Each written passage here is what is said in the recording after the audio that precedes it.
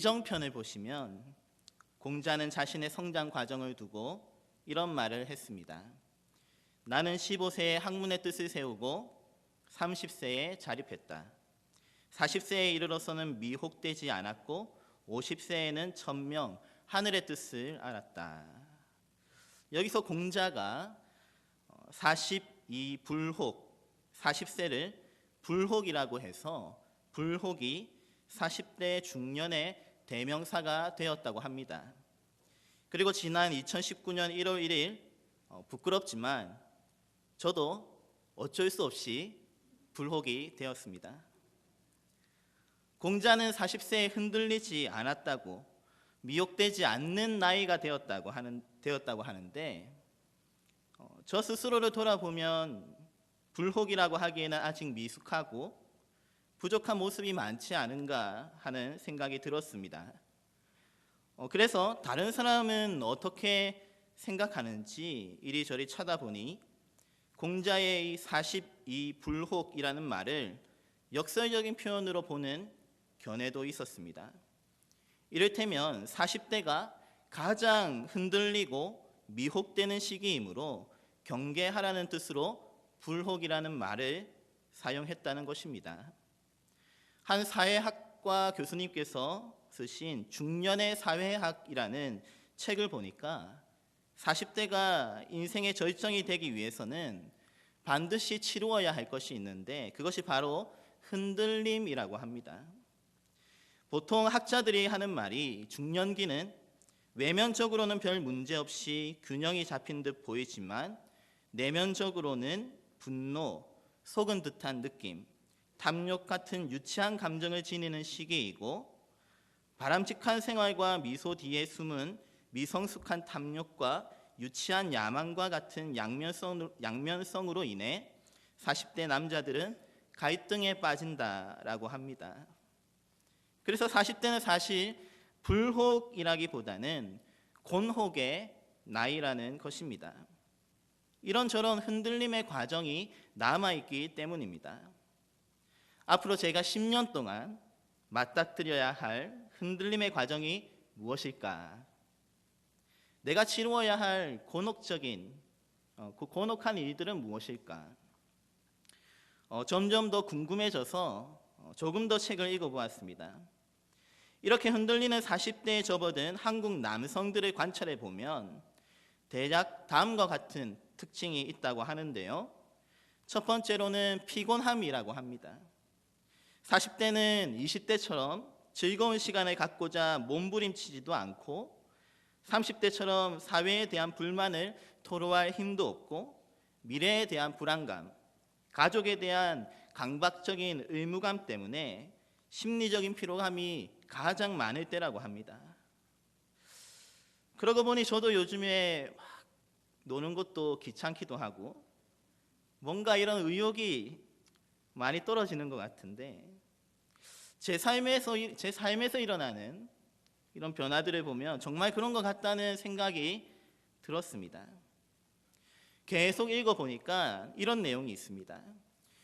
40대는 과로와 스트레스가 집중되는 시기이고 의학적으로 보면 남성의 갱년기라고 해서 남성 호르몬 테스토스테론의 생산량이 20대의 절반으로 감소되어 골격이나 근육이 약해지고 소화장애, 현기증, 혈압 상승과 같은 순환기 장애와 이로 인한 기억력 감퇴, 불면, 집중력 상실, 두통 등 신경 정신계 증상도 뒤따라온다는 것입니다.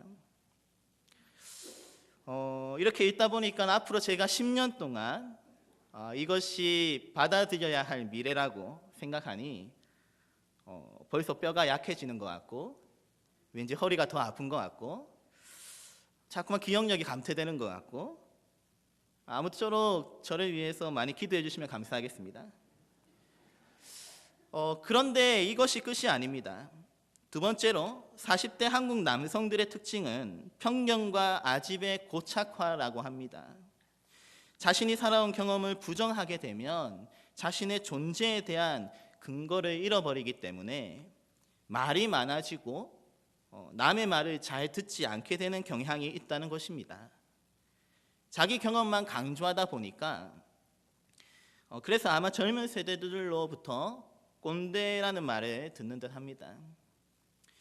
사람이 완고해진다는 말은 그만큼 흔들리는 데 대해 예민하다는 말과 같습니다. 흔들리는 모습을 보여주고 싶지 않기 때문에 더 버티는 것이죠. 그리고 그렇게 버티다 보면 더욱 꼿꼿해지는 것입니다. 그렇게 겉으로 볼 때는 문제가 없어 보이지만 사실 내면적으로는 분노와 탐욕, 의심과 같은 복잡한 감정들이 자리 잡고 있다는 것입니다. 그래서 삐지기도 더 잘 삐지고 새로운 것을 인정하고 배우고자 하는 마음의 여유가 사라지는 것입니다. 왜냐하면 그것보다 자기 존재를 지키는 것이 더 중요하다고 여기기 때문입니다. 결론적으로 40대의 이런 흔들림을 잘 거쳐가야 50세에 지천명, 하늘의 뜻을 알게 되는 것입니다. 그리고 이어서 공자는 60세가 되니 남의 말을 순순히 받아들였고 70세에 이르러서는 마음 내키는 대로 해도 법도를 넘어서지 않았다고 합니다. 아마도 세상에서 말하는 가장 모범적인 성장 과정이라고 여겨집니다.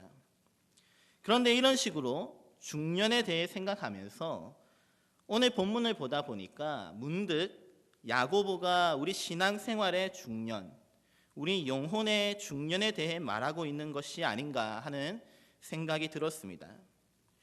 왜냐하면 오늘 본문에서 야고보 역시 성장에 대해 말하기 때문입니다. 보통 어릴 때는 크게 노력하지 않아도 자연스럽게 성장합니다. 언제 이만큼 컸는지 한 달 한 달 커가는 것이 보입니다.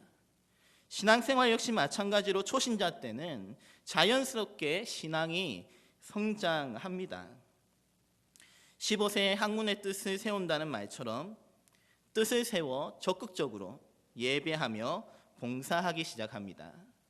그리고 30세에 자립하듯이 어느 정도 혼자서 기도하고 누가 뭐라고 해도 독립적으로 신앙생활을 해 나가는 것입니다. 그러다가 이제 영혼의 불혹이 찾아오면 성장이 정체되기 시작합니다. 마치 성장이 멈춘 것처럼, 아니 오히려 점점 신앙이 떨어지는 것 같은, 신앙이 노쇠하는 것처럼 느껴지기 시작합니다. 신앙의 활력은 점점 떨어지고 여러 가지 한계에 부딪힐 때가 많습니다. 봉사하는 일도 더 이상 버티기 힘들어지고 예배도 이전만큼 뜨겁게 다가오지 않습니다. 이런저런 일로 마음이 상하기도 하고 심지어 하나님을 원망하거나 깊은 좌절감을 경험하기도 합니다. 교회에서는 직분도 가지게 되었고 늘 하던 대로 예배에 참석하고 교회에서 모범적으로 생활하기 때문에 안정되어 보이고 미혹되지 않는 불혹의 성도로 보이지만 실제로 그의 영혼과 그의 내면은 냉랭하고 쉽게 흔들리는 경우가 많습니다. 그런데 오늘 2절에 야고보가 전하기를 내 형제들아 너희가 여러 가지 시험을 당하거든 온전히 기쁘게 여기라고 합니다.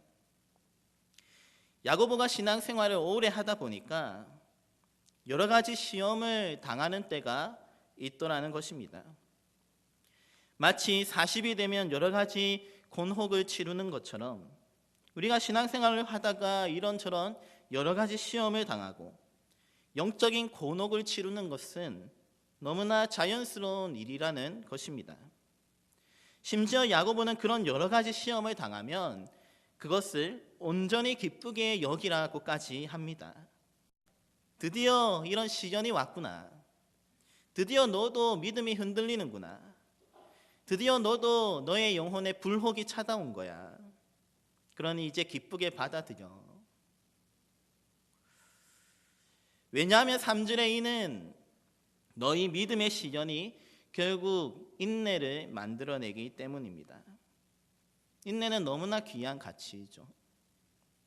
야고보는 그것을 이미 그의 성도들이 알고 있다고 합니다. 그래서 믿음의 시련을 거치는 일은 마치 불혹을 거쳐서 지천명으로 나아가는 것처럼 하늘의 뜻을 알게 되고 다른 사람의 말이 이제 귀에 들어오게 되고 막 노력하지 않아도 성결하게 살게 되는 그런 변화가 뒤따라오는 것처럼 우리 영혼이 성숙하고 무르익어가는 자연스러운 과정입니다.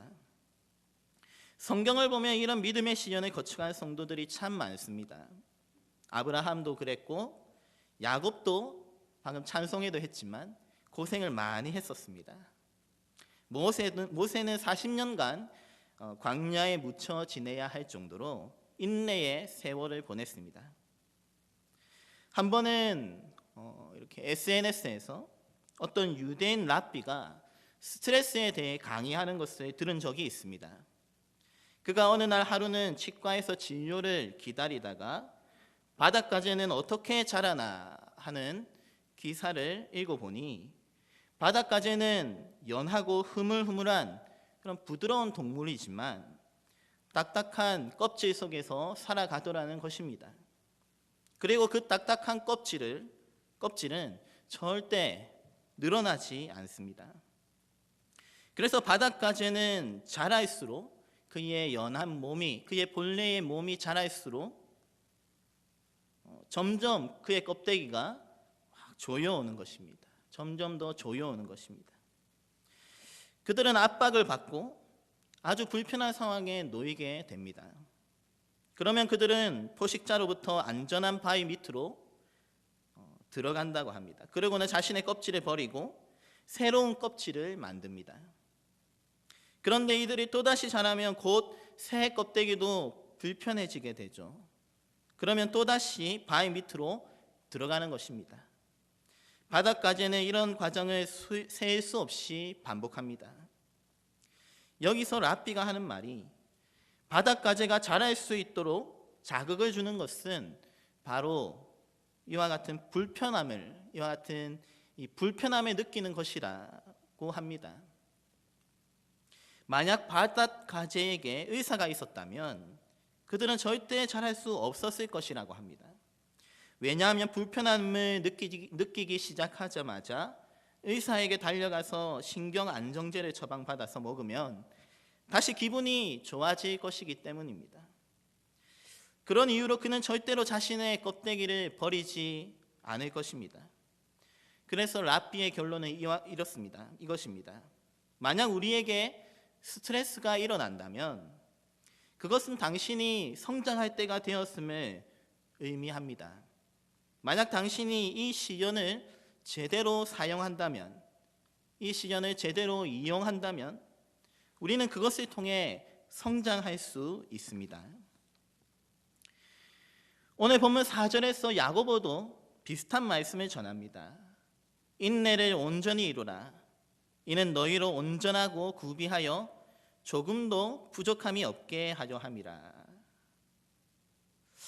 같이 한번 읽어보겠습니다. 4절입니다. 4절 같이 읽어보겠습니다. 시작.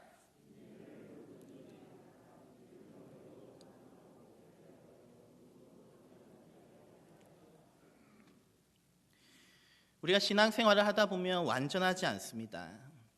언제나 부족함을 느끼기 마련입니다. 때때로 준비되지 않은 모습을 보일 때도 많습니다.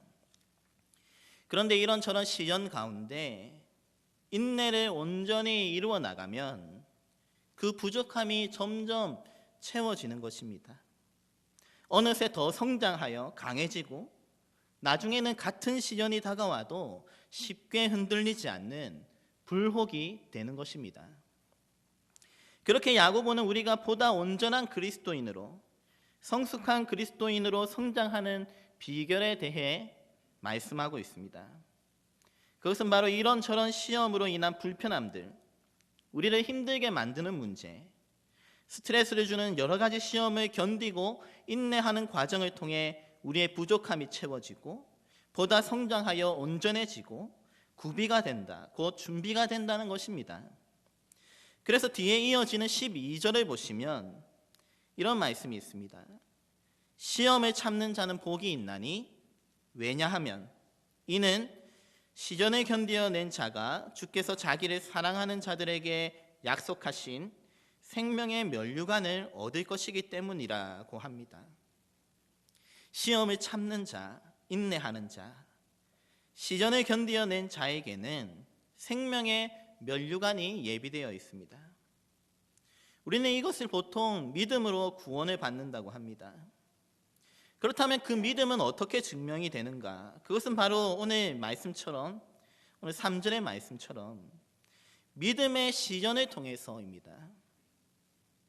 믿음은 시련을 통해서 증명되는 것입니다.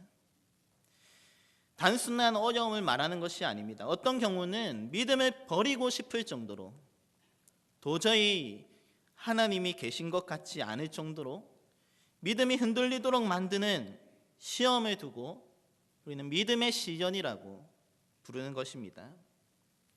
그것은 때때로 기도의 시험일 수도 있습니다. 그래서 이어지는 5절부터 7절까지 야고보는 기도와 믿음에 대해 다루기를 6절에 오직 믿음으로 구하고 조금도 의심하지 말라. 의심하는 자는 마치 바람에 밀려 요동하는 바다 물결 같다고 했습니다. 보통 신앙생활을 막 시작하고 한참 성장하고 뜨거울 때는 기도를 열심히 합니다. 5절에 보시면 너희 중에 누구든지 지혜가 부족하거든 모든 사람에게 후히 주시고 꾸짖지 아니하시는 하나님께 구하라. 그리하면 주시리라. 그래서 처음에는 그래, 이 말씀이야. 이 말씀을 내가 믿고 지혜를 구할 거야. 기도할 거야. 결단하고 믿음으로 계속해서 기도합니다. 지혜를 달라고 기도할 것입니다. 그런데 믿음의 시련이 닥치고 인내의 과정이 길어지고 응답이 더딘 것처럼 느껴지면 그 마음에 점점 의심이 들어오게 되는 것입니다. 마치 바람에 밀려 요동하는 바다 물결같이 믿음이 흔들리고 어느새 기도하는 일은 점점 삶의 우선순위에서 밀려나게 됩니다. 야고보가 전하고 싶은 말씀은 바로 이때 인내가 필요하다는 말씀입니다. 야고보는 인내를 온전히 이루라고 합니다. 의심이 들어온다고 그렇게 포기하지 말라는 것입니다. 의심이 들어올 정도로 시간이 지나고 응답이 더딜지라도 계속해서 지혜를 달라고 이 시험을 잘 이기게 해달라고 기도하는 일을 포기하지 말라는 것입니다.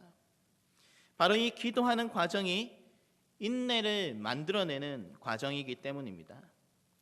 마치 바닷가재가 기존의 껍질을 벗어버리고 새로운 껍질을 만들듯이 기도를 오래 하다 보면 물론 기도의 제목이 응답받을 때도 있지만 그보다 먼저 기도하는 사람이 변합니다. 심지어 그의 기도의 제목도 변합니다. 이전에 구하던 것이 아니라 더 가치 있는 것을 위해 기도하기 시작합니다. 이전에는 세속적인 지혜와 또 자기를 위한, 자기 만족을 위한 어떤 물질을 구했다면 이제는 보다 근본적인 지혜, 영적인 지혜를 구하기 시작하고 무조건 부어주시기보다는 하나님이 주시는 은혜를 겸손히 받을 수 있는 그릇이 되게 해달라고 기도하게 됩니다. 하나님께서 은혜를 주셔도 그것이 귀한 것인지도 분간하지 못하고 다 흘려버리면 소용이 없기 때문입니다. 그래서 그것을 받아낼 인격과 그의 신앙의 그릇이 준비되게 해달라고 오늘 야고보가 전하듯이 더 온전하고 구비하여 잘 준비되어 부족함이 없도록 하게 해달라고 기도하는 것입니다. 또한 12절의 말씀과 같이 시련을 견디어내는 과정, 인내하고 버텨내는 과정을 통해서 그는 진정으로 가치 있는 것이 무엇인지 발견하게 됩니다. 생명의 면류관과 하늘의 상급을 바라보게 됩니다. 그렇게 보는 관점이 바뀌고 사람에 대하는 태도가 바뀌는 것입니다. 그래서 야고보서 2장 14절에 보시면 야고보가 또다시 형제들아 만일 사람이 믿음이 있노라 하고 행함이 없으면 무슨 유익이 있으리요 그 믿음이 능히 자기를 구원하겠느냐. 이어지는 17절에 이와 같이 행함이 없는 믿음은 그 자체가 죽은 것이니라. 믿음의 시련을 거쳐서 참된 믿음을 가지게 된 사람들은 반드시 그의 삶이 변하고 행위가 변하게 되어 있습니다. 오늘 4절의 말씀처럼 점점 더 온전해지는 것입니다. 야고보는 이런 과정 자체를 한 단어로 인내라고 합니다. 이 인내라는 것은 아무렇게나 생기는 것이 아니죠. 이 인내의 가치를 두고 예수님께서는 누가복음 21장 19절에서 너희의 인내로 너희 영혼을 얻으리라고 말씀하셨습니다. 또한 로마서 5장 3절과 4절에서 사도 바울은 다만 이뿐 아니라 우리가 환난 중에도 즐거워하나니 이는 환난은 인내를, 인내는 연단을, 연단은 소망을 이루는 줄 알미로다라고 했습니다. 이처럼 신앙생활을 하면서 구원은 물론이고 무언가를 이루는 데는 반드시 인내가 필수입니다. 특별히 야고보의 인생을 보면 그렇습니다. 보통 학자들 대부분은 야고보서를 기록한 야고보를 예수님의 동생, 주의 형제 야고보라고 보는데 이견이 없습니다. 그는 비록 12사도 안에는 들어가지 않았지만 초대 예루살렘 교회에서 핵심적인 역할을 담당했었습니다. 특별히 사도 바울의 기록을 보시면 갈라디아서 1장 19절에 바울이 게바, 즉 베드로를 방문하려고 예루살렘으로 올라가는데 주의 형제 야고보, 예수님의 동생 야고보 외에 다른 사도들은 보지 못했다고 합니다. 고린도전서 15장 7절에 사도 바울은 부활하신 예수님께서 이 야고보에게 친히 나타나 보이셨다고 기록하고 있고, 그래서인지 사도행전 15장 13절에서 예루살렘 공회에서 일어난 그 이방인의 할례 문제로 인해서 격렬하게 토론이 일어났을 때 이에 대한 결론을 내렸던 인물이 야고보입니다. 그 정도로 인정받는 인물이었습니다. 나아가 사도행전 21장 18절에 바울이 선교 여행을 마치고 로마로 가기 전에 마지막으로 예루살렘을 방문했을 때도 역시 야고보만큼은 예루살렘을 지키고 있었습니다. 그런데 야고보가 지켜온 이 예루살렘 교회의 현실을 조금 더 자세하게 들여다보면 이 자리가 보통 자리가 아닙니다. 초창기부터 예루살렘 교회를 지키면서 스데반과 사도 야고보 같은 그런 동력자들이 순교하는 것도 여러 번 보았습니다. 요한의 형제 야고보가 먼저 순교하고, 그리고 큰 박해로 인해서 많은 교인들이 곳곳으로 흩어져야 했습니다. 또한 예루살렘 교회 안에서 이방인에게 할례를 주는 문제부터 시작해서 크고 작은 다툼이 참 많았습니다. 안팎으로 복잡한 문제가 한두 가지가 아닙니다.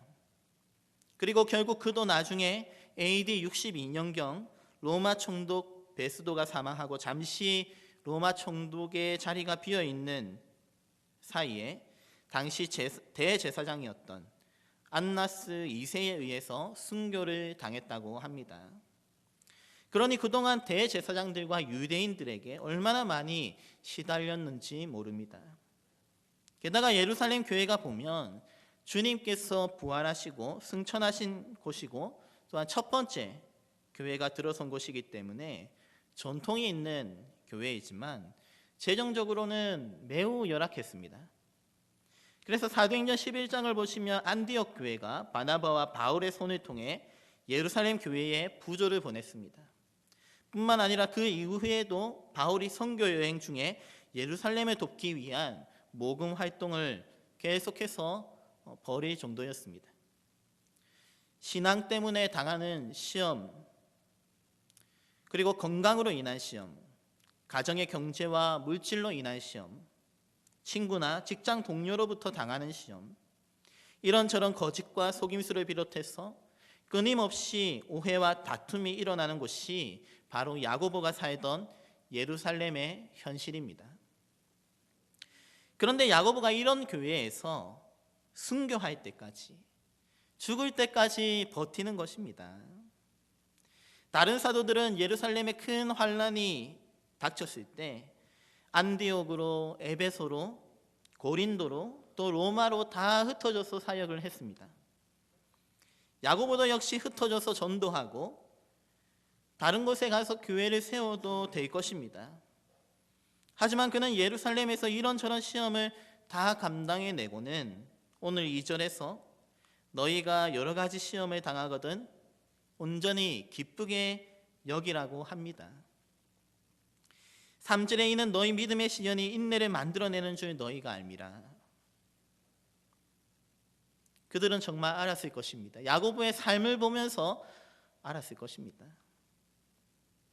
그리고 4절 말씀과 같이 야고보는 이 과정을 통해 더욱 온전한 그리스도인으로 성숙해 나가는 것입니다. 부족한 부분이 채워지고 생명의 면류관을 받기에 부족함이 없는 사람으로 준비되었습니다. 사실 야고보가 살아온 연수와 그리고 예수님의 친동생이라는 혈통을 보면 그는 교회 안에서, 특별히 성도들 앞에서 내세울 것이 많은 사람입니다.